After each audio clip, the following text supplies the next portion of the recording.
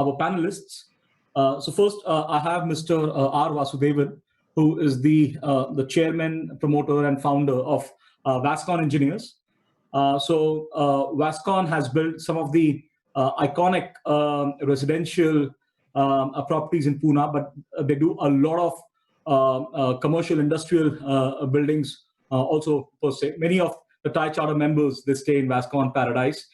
Mr. Vasudevan comes from the real estate, the construction experience, which definitely has been impacted in the current scenario. And also, along with Mr. Vasudevan, I have Mr. AJAY BHAGWAT. AJAY is the founder promoter of Renu Electronics. So AJAY is one of the pioneers in the electronic space in Pune and India, with a significant amount of exports going to the Western world. And he has manufacturing, around Pune. So with that, I think Vasu and Ajay, I'll just open to you. If you can just give a little bit more flavor to the audience about your background and experience. So I think Vasu, you can go first, and then I'll come to Ajay. Yeah, basically, we are into the real estate and construction industry. And we just celebrated our 34th year last week. And we have been, I'm a first generation entrepreneur, the company was founded by me. And we specialize in building structures, especially. And we do take up contracts across India, though on real estate, we have been focused within Pune mainly, and very few projects in Coimbatore and Nasik and a few other, Goa and few other places.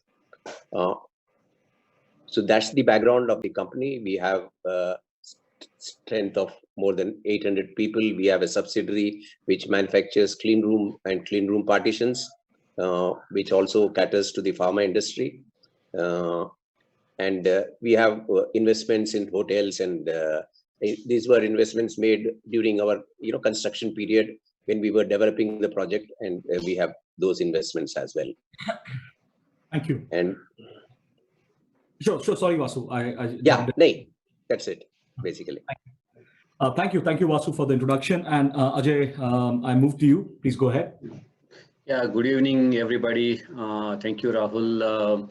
I wish we could compete with in terms of profile with the speaker next Thursday. I wish I could say I was a model at some point in life, but I guess we missed that boat for sure.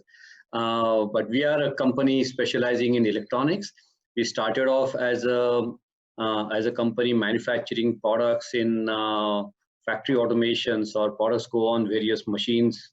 And we were the first EHTP unit out of the state of Maharashtra. EHTP is like a 100% export-oriented unit in electronics in the state of Maharashtra. Today we are active. We continue to do business in factory automation, but we also have business units in healthcare, home automation, and IoT space. And just a couple of weeks ago, we decided to set up a separate business unit in automotive electronics. So still very bullish on that.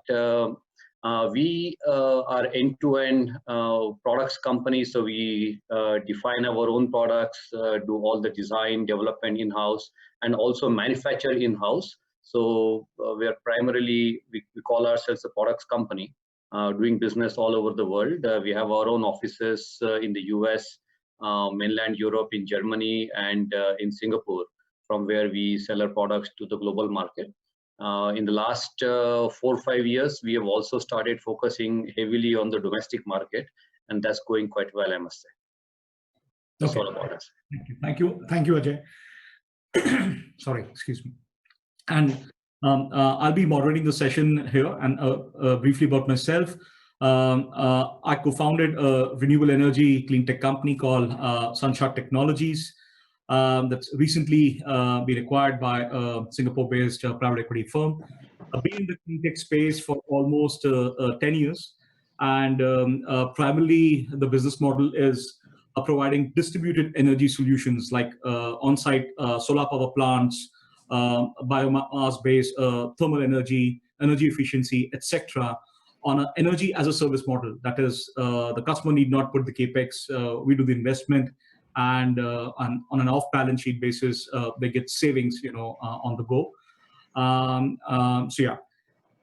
So I think with that, we will start the session. And I think the first question that immediately comes to my mind, Vasu and Ajay, is that May 15th or May 14th, when we had this first session, we felt that it's 2 months into lockdown and it was quite severe. Businesses were getting impacted. Nobody knew what is coming their way. And we felt that, we will do a follow-on session when things would be better. And I remember we all were quite positive that by June, July, things will improve, economy will be back on track. We feel that June, things are improving. I mean, industry started. And now again, when we are having this session, we're again in a lockdown, maybe a shorter one. That's what everybody is hoping for, but it might get extended. So just wanted to take your feedback that how are you, how have you coped up with these 4 months? How is your sector coping up with these 4 months and the uncertainties? You want me to take that first? Yeah, I mean, any one of you. Yeah, Vasu, please.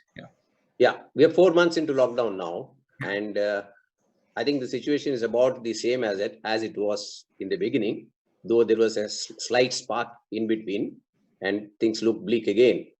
The bad news is the lockdown doesn't seem to be effective, and the bad news is the containment is not being effective as well, and the spread is increasing. But the good news is it is nowhere near explosive scenarios as it was being predicted by many people. So there is a silver lining there as well. There have been theories of, whether we are still debating whether theories is whether the spread is airborne or not spread is airborne. We don't know what's the containment measures to be taken. We are still analyzing how the containments need to be done. We are far away from, vaccines or medicines or treatment. So that being the scenario at present, the uncertainty or the unpredictability of when this situation is a biggest question mark, because one can do only planning only as long as one is clear about what path to take. And if you're not clear how the situations are going to be panning out, things are going to be difficult. On the ground, I think almost all the industries, depending on migrant laborers, labor is the biggest challenge.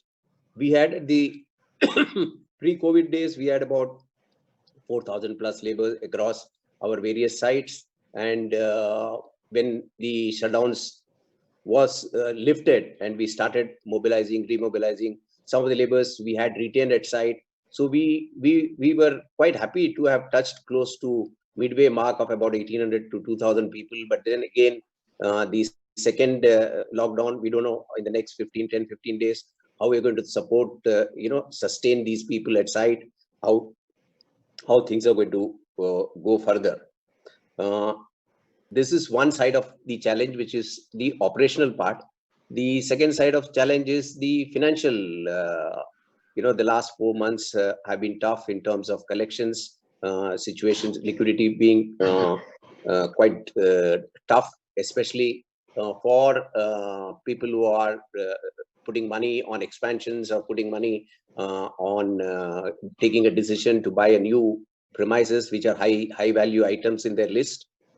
So those decisions are slow. That is also having its own impact. So as I mentioned last time, these are short-term challenges. We need to be prepared for these short-term. Liquidity is king, which we all know and we have heard from several people. The whole cycle to turn, I think the whole situation to turn, the whole cycle needs changing. The manufacturing needs to pick up, and the manufacturing can pick up. If the labor is there, the manufacturing can pick up. If the demand is there, there's no point in just building up inventories. So the whole economy has to take a turn. And it is anybody's guess as on today whether it's going to happen in 1 month, 2 months, 3 months. We were hoping last time around, this is a period where within next 3 months things will stabilize and then we will see a recovery. We talked of V curve, we talked of various curves, but all remains theory, and on practice still we are struggling as on today. But as I said last time also, my take is, the people need to think differently going forward. The new normal situation is going to be completely different than what it was. The established traditional players may find it difficult because you need to think out of the box in terms of how you find solutions and how you're going to foresee what is your foresight in terms of what is going to happen. This is going to be a key challenge which every entrepreneur has to look at. At one point of time, I always usually say, in our field, the more qualified you are, the biggest disqualification you have is the qualification you have. Similarly, I've now started saying the more experience you have, tougher is going to be for you to work in the days to come, because the situation, the experience which you have drawn may not be useful to you in the new normal situation. So things, you need to really focus yourself in what is going to happen. It's not absolutely not an astrology I'm saying. It's going to be how we are going to imagine how things are going to pan out. And the one who does that calculation first and best is going to survive. The rest, whether they have been in the field for 20 years, 30 years, is not going to. So it's a great opportunity for people who are innovative, for people who are going to look at things differently, and people who have fire and people who have guts.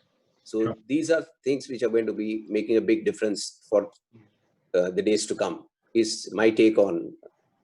Thank you, Vasu. So Ajay, can I have your comments or opening remarks on this?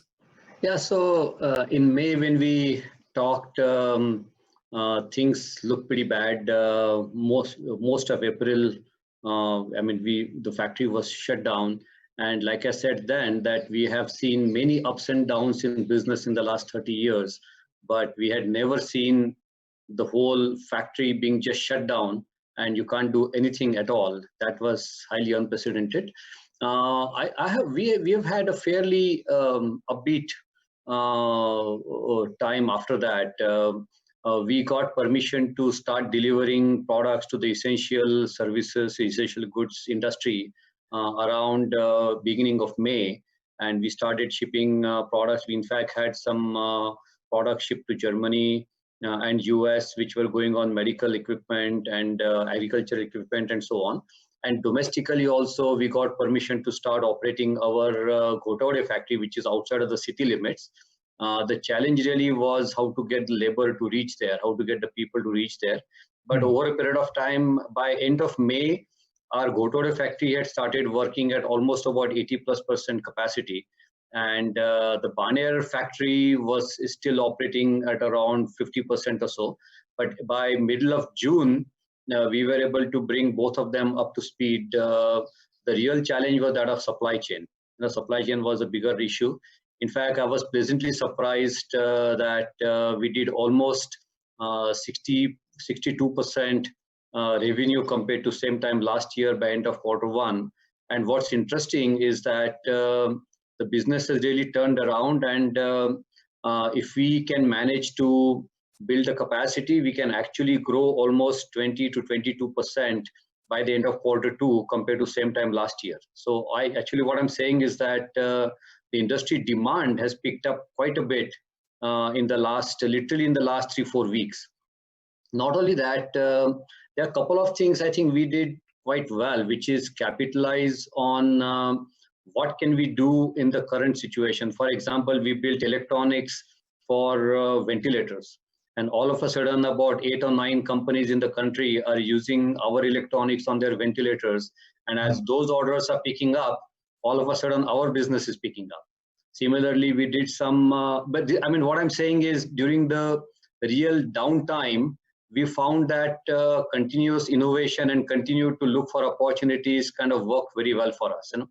And what's very interesting is that we build some products for the consumer market industry. And it is shocking to hear that those products, the kind of orders we have on hand, will help us grow over last year, it looks like. It's very surprising to me, and that was extremely unexpected. In fact, it probably shows that because of the slowdown in that industry for all Q1, a lot of people have become bullish and they started ordering for Q2. That's very interesting.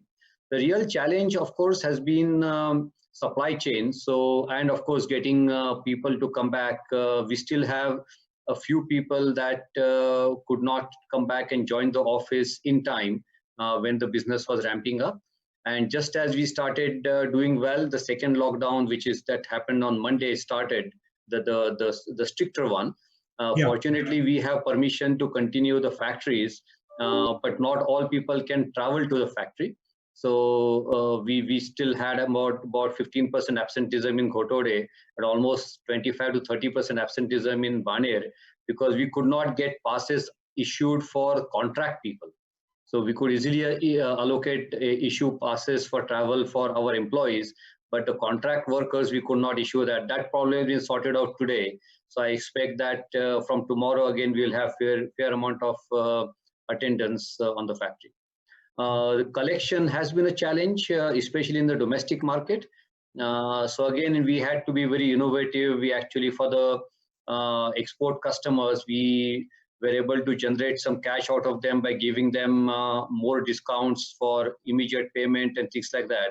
Because as you know, at most of the places, the returns, the interest rates have been very low or almost negative. So we're able to tell some customers from Europe and US that we give you like 1 or 2% discount if you pay us right now, and they were happy to take it. So those kind of things, we had to manage the cash flow.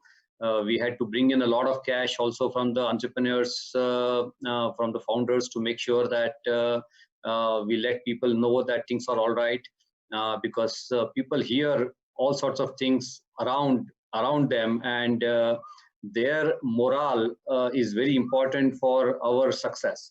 So we had to do a lot of meetings with our teams to let them know that, hey, we are all right, we have enough cash flow to survive, and so on and so forth. All I need is your support in making it happen.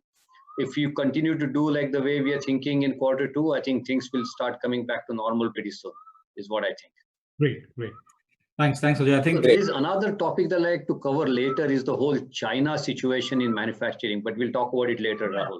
That is actually making a bigger impact than COVID at this time. I'll definitely be coming to that, Ajay.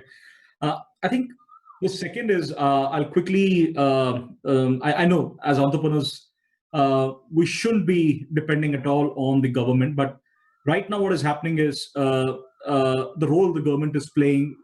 A bit of politics that is impacting our business. So purely first from manpower perspective, I wanted to take your views that, like, for example, Vasu, you said that you have labor coming in from all over the country. Similarly, Ajay, I'm pretty sure that you'll have people from different parts of the country working at Renu Electronics. But so my two parts of my question. Number one, there was a huge announcement by the government saying around 20 lakh crore would be pumped into the economy. A lot of soft loans, etc., would be given to MSMEs. Businesses will be supported, etc. So number one, how have you felt the impact? And number two, there is this whole trend of each state government pushing for local hiring, because employment, jobs, etc. Right now, people are insecure. So for the vote bank politics, it's going that let's start hiring locally. So how are these two events impacting you guys and your businesses? Yeah. So my point of view, I mean, first of all, I made it clear last time also that depending on government is a very bad strategy for something like this. Whatever they can do to help. At the end of the day, we are all in this together, So it's not like the government has a huge chunk of money that they're just going to give it to you to help you out, etc.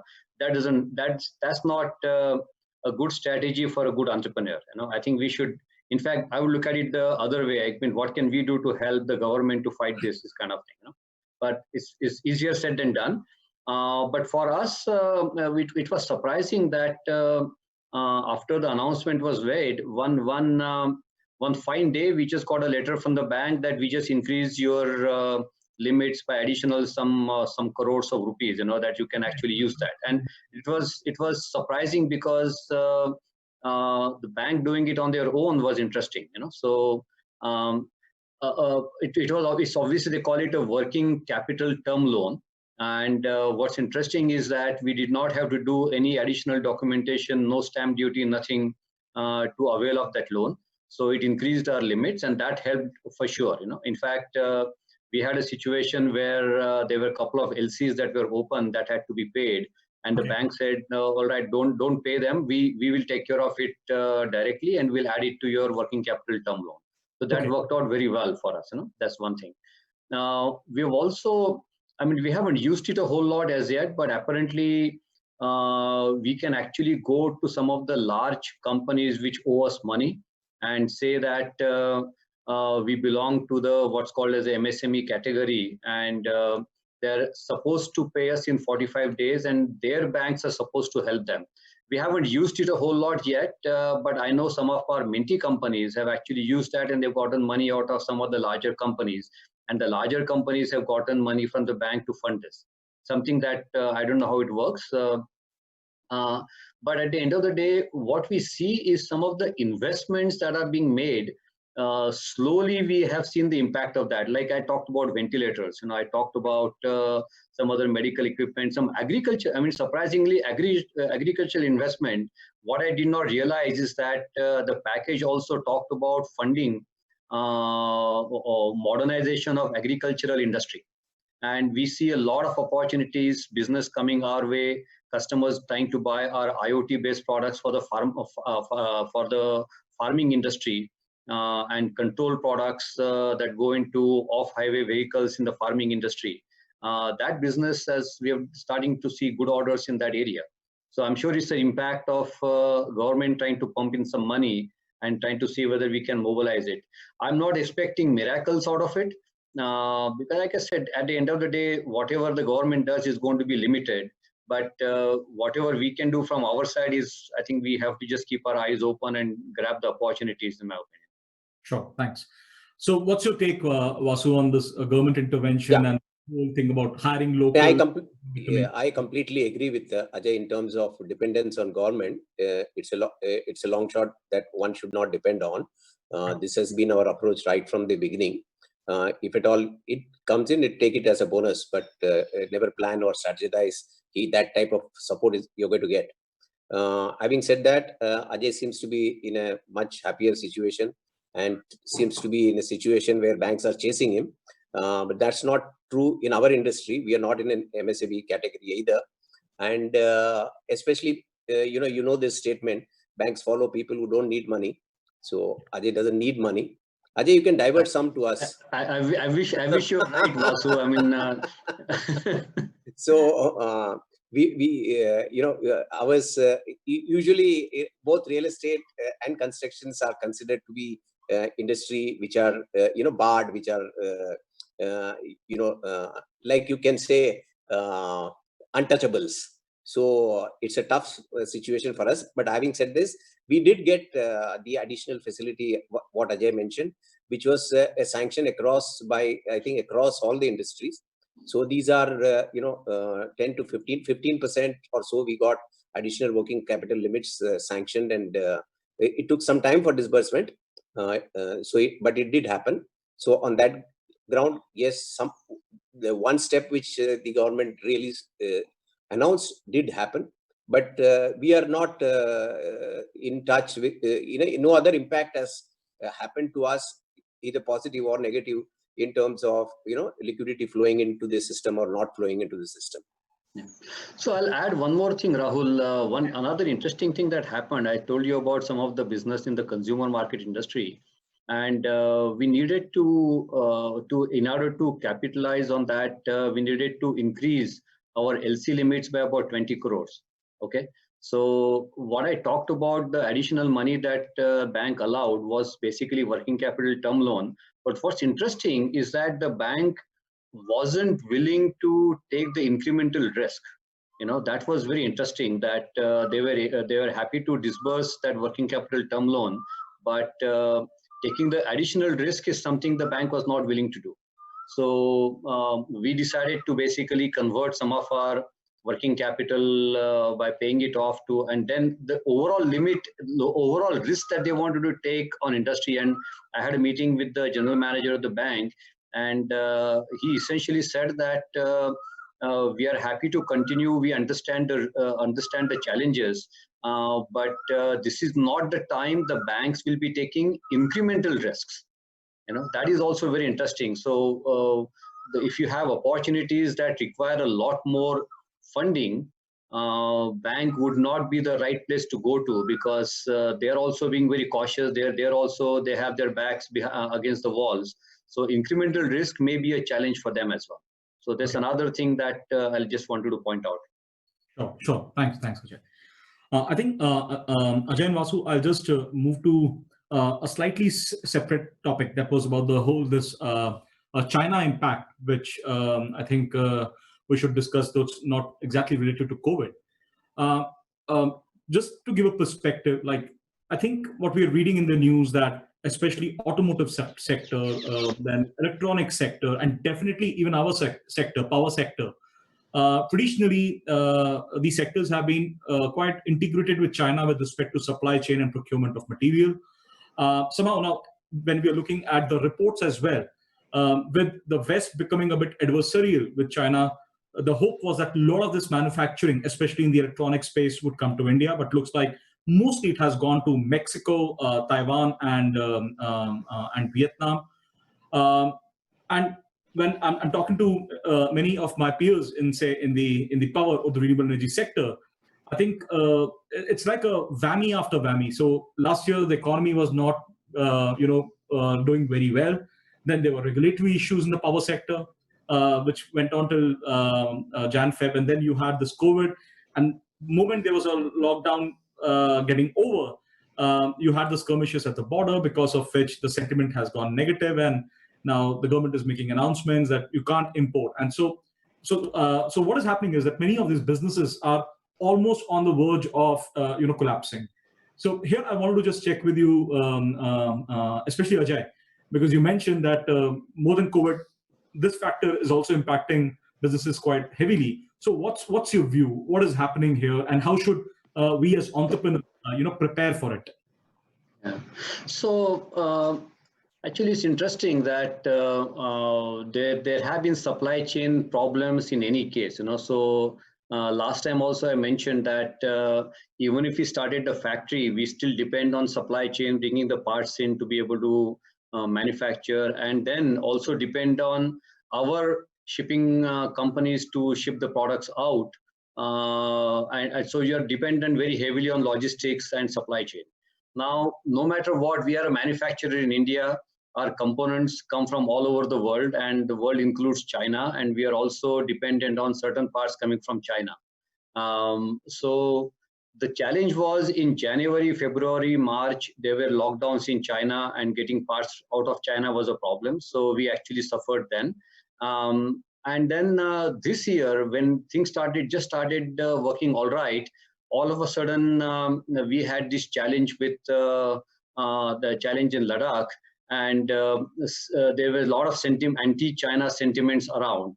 And whether we liked it or not, all of a sudden, some of our containers of products coming from abroad were apparently stopped at the customs, and they would not do any clearance.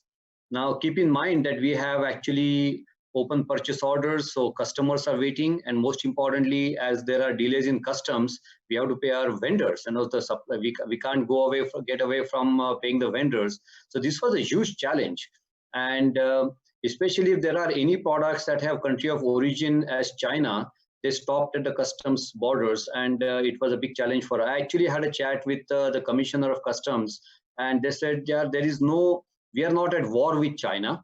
There's no official, we are not officially at war, and there is no official directive that we have to hold goods from China, but this is being done just as a psychological warfare. So that took a long time, and finally, luckily, after my conversation, and of course our supply chain guys also worked very hard, and they were able to clear the consignments. but even simple things like courier services not coming from China into India. Like, for example, you have the goods coming in, but the documents are not coming to the bank, for example. Even those kind of stupid things have raised the blood pressure quite a bit within our company, and those are causing problems. At the same time, there have been a public sentiment against buying Chinese products as well. So we obviously compete in the global market with China, and we also compete with China in the Indian market. So we've used that. By the way, I do not support any protectionism for any reason. I do not support that.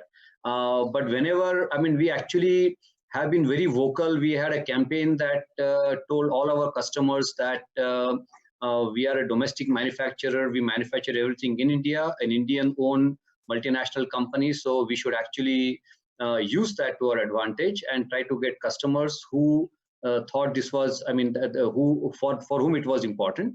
But at the same time, we also looked at this as an opportunity to figure out how we can compete with the Chinese in terms of quality, pricing, and so on and so forth, and the delivery. There are certain things they do very well, So I see this as a huge opportunity if the industries in India can figure out a way to compete very aggressively with Chinese products rather than crib about them dumping it and selling it against your product, etc. This is a huge opportunity, and we've had some conversation about that in the various forums, and people start looking at how can I compete if my product is competitive with Chinese products landed price. And I said, no, we should be looking at how I can make our products competitive with Chinese products FOB price, ex-China, rather than landed price in India, because then you can compete in other countries as well, and so on and so forth.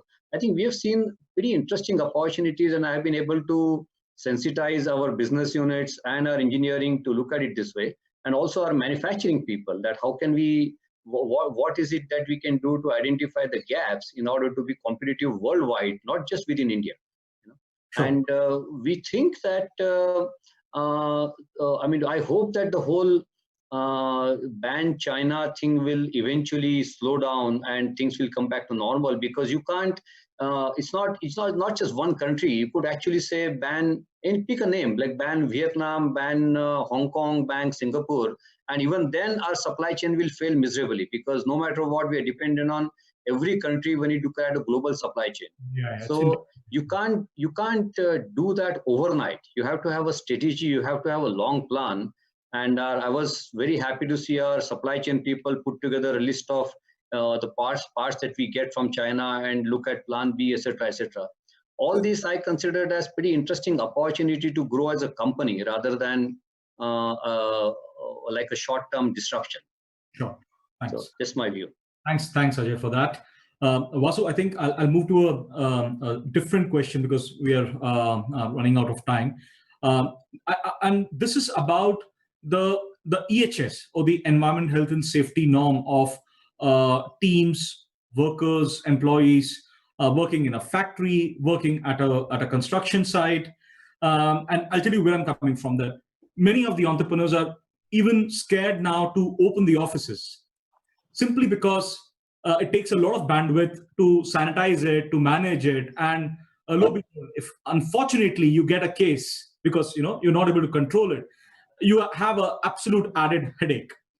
One of the publicized case was what happened at Bajaj factory in Waluj in Aurangabad, and because they're Bajaj, I think they were able to push through. You had cases, you had a few deaths, and the factory is going on because Mr. Bajaj took a call that if you shut down the factory, I will not be able to pay any salaries to my employees, and it is also getting politicized.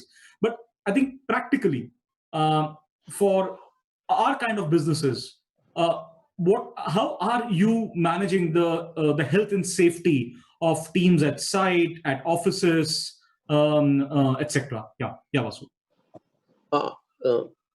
It's a very important area which we have been lagging behind in terms of what the average it should have been. Having said this, most of our sites did have most of the measures which we are doing now, except the social distancing part or the hand washing part, or Otherwise, we were very strict on safety measures to be taken, and living conditions, hygienic conditions inside. These were well regulated, well monitored, and visits by independent agencies which were reporting directly to the director was happening. And we hardly had any cases from the site. Even now, after opening it for a month or so, luckily I should say, we haven't had no problem at site actually. But from one of the factories which we are sent by a subsidiary, we did have COVID cases happening there, and we had to shut down the factory for 14 days because there were a few people who were detected COVID. Then we had to quarantine, completely sanitize, and then but we could start back within 14 days with all the cases having. They were most of them. I mean, almost all of them were asymptomatic, and they were all set free within that 14 days period, and they have resumed work. But the fear psychosis is also so much, and you are also being responsible. You can't overrule a decision of wanting your factory to run in conditions which can affect labor. So it's a very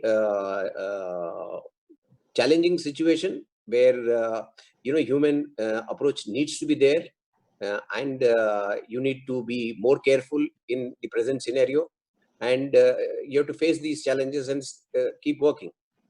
Yeah. So thanks, Vasu. I think Ajay and Vasu, one question which we had during our last session was there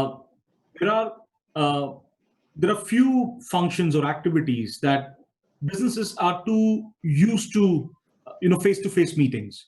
So contract negotiations, business development, deliveries. When even in the IT side, when delivery is happening, they want the people to be there at the customer's premises and go about doing it. And then people are getting used to this whole notion of virtual conferencing, etc. What is your take? Do you think that the businesses have been able to make this a transition, or this whole virtual conferencing thing is transitionary and we will get back to the old way of meeting face to face, because that's what creates that professional bond and gives comfort to customer, vendor? So what's your take on these changes? On my take, Ajay, shall I take it first? Yeah, of course. Yeah, my take on this has been, it's a mixed type of a scenario. It is definitely an opportunity where travel has reduced. There was otherwise unnecessary travel. People expected you to come at a fall of a pin for any trouble, which is heavily avoided now. That is one thing which has definitely happened. There are a lot of negotiations. Now both the sides have realized that what can be done over phone need not be on a face-to-face basis. So that has helped in a way. But at the same time, there are certain activities where you need to be on face-to-face. You want to close a deal. There are multi-negotiations. You need to work with the team. Then those are times when you feel the pinch. You feel you are handicapped now in these situations. You may do along with whatever is there now, but whether that would have been an ideal situation, I don't think so. Also, there are cases. I mean, in fact, even our working, when we realize there are experts required to attend to certain cases at site, and now these people are not available locally, and you need to fly in some experts to attend to those critical items, and no travel is a big handicap there as well. In fact, you really can't do, and your further work gets hampered. So no travel is a big handicap. Yes, reduced travel is a plus, I would say. Yeah, I completely agree. There are certain things that you got to do face to face. I mean, if I were to buy an apartment, I'm sure I'll go visit and see it before I buy it, and something like that. But even in business, what we figured out is that there are certain things that can actually be done quite easily remotely. So, for example, the board meetings, there's no reason to meet for board meetings. There's no reason to meet for review meetings. And we actually found that the review meetings are very well done, provided that the technology works well. The review meetings are done very well done remotely, no problem at all. In fact, I would say that even after the whole thing settles down, we'll probably continue to do the review meetings remotely. But there are a few other things, Like for example, we are recruiting for some positions, and I decided to get involved in recruitment because it's as a strategy, it's a very important thing for us. So I have been meeting candidates. You got to see their body language. You got to know where they're coming from and things like that. So those things I would not do remotely. I would not hire a business unit leader remotely. I would probably spend twice or thrice with that person. There are a few things that when we do the business, some of the important partnerships, I would not do remotely yet. I think it could be psychological. It could be my problem, but I think there are certain things that I believe in business are beyond just numbers and resumes. So we would continue to do those. Yeah, we would continue to do those in person. I actually had a meeting with the team at least 3 times and said that, look, we have to be careful, but life cannot stop. And we've had even during the first lockdown, we had 2 people from our factory who were tested to be positive. We've had somebody's 2 people's actually they lost their parents to corona. And they have been quarantined and so on and so forth. But those things are going to happen. And yeah, I think some of the cost of you talk about sanitization and talk about all the health control and all, you got to do it, but you can't let your life stop because of that. So things that we have to do, we got to do. So I think that would be. I mean, interestingly, this is the first time I've actually lived in any city for so long since 1986. So you can imagine, in fact, it's very difficult to deal with that situation that you haven't seen an aeroplane for a period of time. So that's kind of challenging. So I think Vasu and Ajay, we have last 10 minutes left, and I will open the forum for any questions and answers. I think in the Q&A tab you will see that there are a few questions here, and I think I'll try and keep the questions related to COVID and the topic of the discussion that we are having here. So I think Mr. Prashant Zamwar has asked that how do you budget the COVID-related expenses into the next year's plan? So right from insurance, sanitization, etc. So how do you go about making these budgets? And I'll add, what should be the frequency of proving it up or reviewing it, because the scenario is so uncertain? No, I think we have actually seen that, I mean, we felt that the COVID-related expenses could be significant around early June when we started looking at reopening, but actually they are negligible compared to what you can get out of, and they don't even form to be a major expense under any head, quite frankly. What is important is the expenses. I mean, we, for example, paid salary to everybody, 100% salary to everyone, whether they were working or not during the lockdown, and we still continue to do so. Okay, but trying to assign a cost to good habits is a bad idea. Okay, it's fundamentally a bad idea. But we should look at the upside. So when some of our competitors are not able to get back in shape as fast as we could, I mean, look at the upside of that. How can you put a number around it? And one thing, those expenses are significant, but they are not. I mean,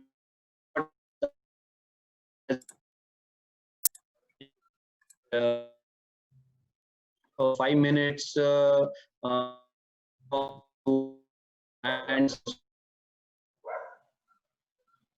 they on their own they said that I will work 20 minutes more, no problem. Okay. I think the next one I'll put to you, Vasu. Mr. Chandra Prakash is saying that with the economy in a breakdown condition during lockdown, what government measures do you think are required to build back the consumer confidence and spur the demand cycle? Because leaving it only to industry to figure out the magic pill may not work. See, the only thing I can see what government needs to look at is, it's not specific to any industry or something. They need to take steps to see the buying capacities of people improving, how and what means they adopt and how they do it, is their baby, because they have a budget as well and they need to work around those budgets. So where do they minus and where do they plus is something for their mathematicians to do. But all of us have been saying, we don't really expect anything coming from there. So it has to happen over a period of time. There is no magic wand that is going to happen overnight and government will do this and it will change. It is going to take time. We need to be prepared for it and see it and keep moving. Yeah, sure. Thank you, Vasu. Ajay, the next one is for you from Mr. Paresh Madani, who's mentioning that last couple of decades, the Indian IT services has contributed in a big way and have become a global force. Now, because of this adversarial sentiment that India and the West has for China, which is creating a new kind of scenario, people are, repositioning the supply chains and technology requirement. And with this whole COVID thing coming in, because of which there are few behavior changes which might become permanent. Do you see any new technologies or any new business models, coming up, like say in IoT space or any other specialized technologies? Oh, absolutely. But I'm not sure if it is only because of the anti-China sentiment. It has helped us revisit the way we look at our own businesses and our competencies. There was a reason why the IT industry flourished in the last couple of decades, because they figured out the value proposition. I think today what's happening is, at least in India, as we start looking at what can possibly happen with the global situation, people have realized that we got to be on our own. We got to have more the whole drive for Atmanirbhar Bharat and Make in India, etc. I think it will not only help us in the domestic market, but frankly, if we get our act right, it will help us in the global market. Not because there is an anti-China sentiment. Frankly, I haven't seen a whole lot of anti-China sentiment other than the politicians at the ground level. Things are fairly normal. In spite of the incremental customs duty on Chinese products in the US, the imports from China continue to grow. So it has not affected as much as we think it did. Ground level realities are, where do I get the best value? Where do I get the best product? What works for me? Where do I get the highest value addition? I think Indian companies will figure out, just like we did in the IT industry, that in IoT and some of the new tech industries, there is a place for us and there is a business model that we can evolve. And I have to say that manufacturing in India is highly competitive compared to China. I've looked at acquiring companies in China and we've compared. India actually competes very well in manufacturing against China. But it's not just the manufacturing that makes the business successful. It's the overall business, how would you wrap it, the value proposition and so on. Chinese did that very well. Indians did not in manufacturing. Sure, there are large-scale manufacturing industries where you need a lot more support on infrastructure and so on and so forth, where I think we are far behind. But as we start investing into those things over a period of time, we'll see some growth there. It won't be immediate. Sure. Thank you. I think the last question that I'll put to both of you is that, I think this is from Ms. Pratima. What are the new businesses, and I'll just add, or business segments that you have seen have grown more than the original one in these 4 months? Are there any, or? Oh yes, for us, as I said earlier, the medical electronics, we think it can do incredibly well. Yeah. We have some specific products in the telemedicine industry. We made a mistake of not launching it in India or keeping inventory in India in time. Otherwise, we would have done a huge amount of business in that in the last few months. Okay. Those I think will do very well. But we also see a lot of potential in the automotive electronics, which is heavily dependent on imports. And I believe that, this can be a very high potential industry, especially if you have innovative products. Like, for example, we are working on electric vehicles, controllers, motors. We are getting into the cluster manufacturing for automotive and ECUs and so on. I think those are the industries which I believe where I can say that a year ago we did not see as much potential as we see today. Today, if I call somebody in that industry and ask for a meeting, nobody has denied the meeting so far because they want to hear more about what we can do and so on and so forth. Okay, I think it's very, very critical, I would say. Happy to hear that, Ajay. How about you, Vasu? Any segment or a new business? Our segment on construction as well as real estate industry, being a brick mortar traditional industry, I don't see any rapid change happening there. But there are going to be changes in terms of how you do design, how you do, and how do you anticipate the future way the industry is moving, how is the demand is likely to happen, and designing your product which are flexible to accommodate these. Those are the challenges which we see in the real estate or the construction industry per se. And the continuous process of mechanization, shifting. I've always been saying that we still do construction at site in India. What we need to do and what needs to happen is erection of buildings at site. So that transformation is what we need to work towards. But that requires a lot of scale and a lot of standardization. And it will take over a period of time for this to happen. In the subsidiary of ours, which makes clean room for pharma, we see huge potentials there with both in the consumer industries as well as just like Ajay pointed out, there are a lot of new products which we are able to identify and launch, which are high volume items, but low value items type of things. Previously, we were doing more high value items and type of activities. So we'll be spreading this across both these segments, and we see opportunities in those areas. Sure. Thank you, Vasu. I think Ajay, Vasu, we are done with our time. I think the one last bite from you that say to the audience here, next 2 to 3 quarters, what would be your top 1 or 2 advice or suggestions that we all should be looking at? Sorry, can you repeat the question? Yeah, Ajay, I'm saying that for the audience here, to tackle with this pandemic situation for the next 2 to 3 quarters, what are the top 2 or maybe 3 advice or suggestion that you have that we as entrepreneurs should be looking at? See, yeah, go ahead. Yeah, no, you go ahead. Yeah. Hey, typical sentence: cash is king. So conserve your cash. That's one of the main reasons, requirement which you need to do. If anything is left, like that. So that's one of the main thing which you need to do. Going forward, look at options. Look at differently things. What was being done. Forget what the past. Look at the future. In terms of how things, how innovative you can become. That's going to be the key, as I've been saying. We should not be doing things the traditional way. We need to look at things differently because things are going to change. It's a era change, as I see, and things are going to change. So we need to be prepared for those changes.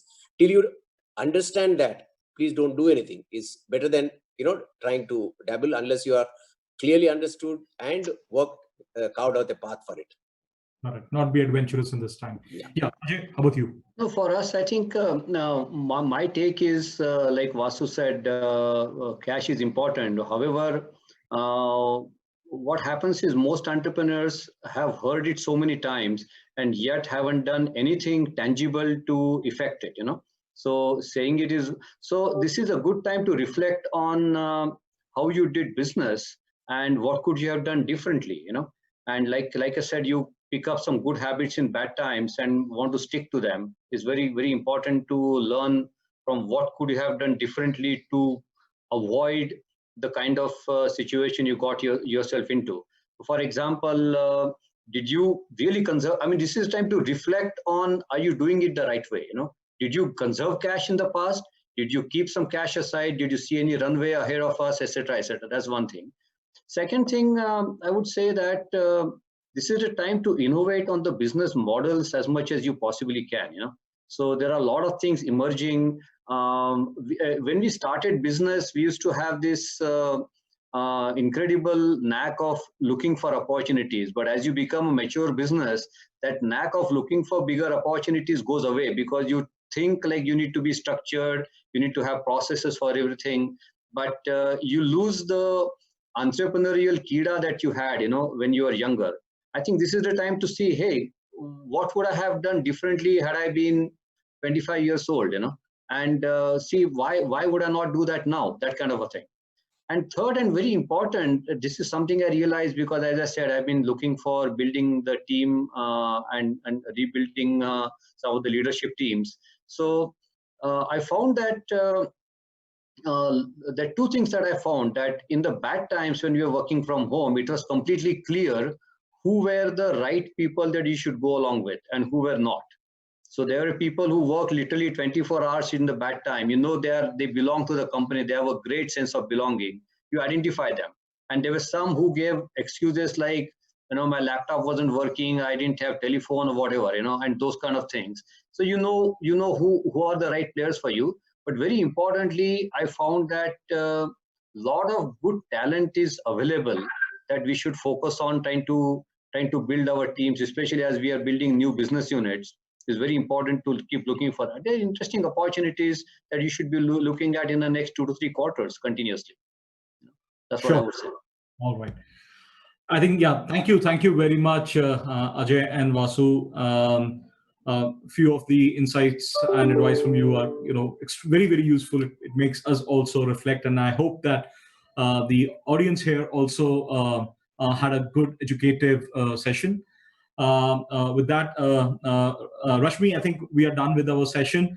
If you have any closing words or anything else, please. So the only thing I would say, Rahul, is that while I'm very excited about the future, I was very nervous about people, Kalpesh writing notes of whatever we are saying, on the WhatsApp group. It's one of the most nerve-wracking thing that everything you're saying is being recorded and being reported to everybody. That makes us very nervous. Yeah, right. Yeah, okay. Thank you very much, guys. Yeah. Thank you so much, Rahul, Ajay, Vasu. Thank you, Rashmi. Thank you. Thank you so much. Thank you, Vasu. Thank you, Ajay. Thanks.